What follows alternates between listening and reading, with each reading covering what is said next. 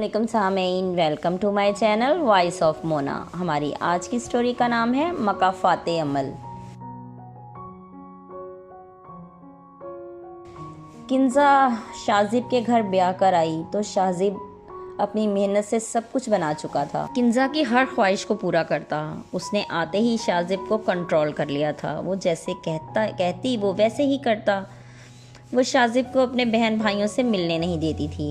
वो आते तो उनकी इज्जत नहीं करती थी। शाजिब को गुस्सा आता, मगर वो उसके दबाव में आ चुका था। वो मेहनती था। उसकी शादी के बाद उसका काम बहुत अरूज पर चला गया था। पैसा और हर चीज़ वाफर थी, इसलिए मगरूर भी हो चुके थे। वो दोनों इंसान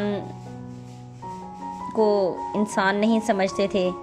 आहिस्ता आहिस्ता उन्होंने सबसे मिलना कम कर दिया। बच्चे भी अल्लाह ने दिए, वो भी बड़े हो गए और माँ की तरह खुद सर हो गए। वो सोच ही नहीं रही थी कि वो क्या कर रही है। वो अपने बच्चों को ख़राब कर रही थी। हर अरूज के बाद ज़वाल आता है और उस पर भी ज़वाल आने वाला था। बच्चे बड़े हो गए तो उसने बड़ी धूमधाम से बच्चों की शादी की, सबको बुलाया। सलूक किसी के साथ भी अच्छा नहीं किया।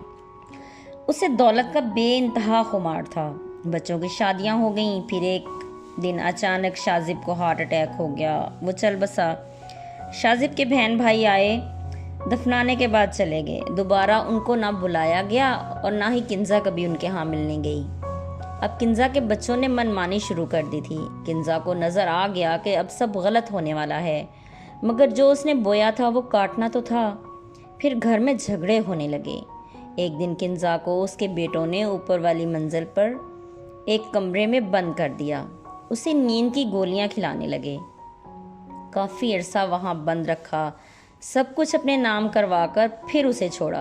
अब वो नीम पागल हो चुकी थी। किसी ने उसकी खबर नहीं ली। उसका रवैया ही फिरौनों वाला था। फिर वो घर से बाहर निकल गई और किसी ने खबर नहीं ली। आज वो पागल हो चुकी है और बाज़ारों गलियों में धक्के खाती है। सबको पता है, कोई रिश्तेदार नहीं आता उसकी खबर लेने। बच्चे सारी प्रॉपर्टी बेचकर खा चुके हैं। पता नहीं किसी की आह लगी या बद्दुआ, वो तो अल्लाह जानता है।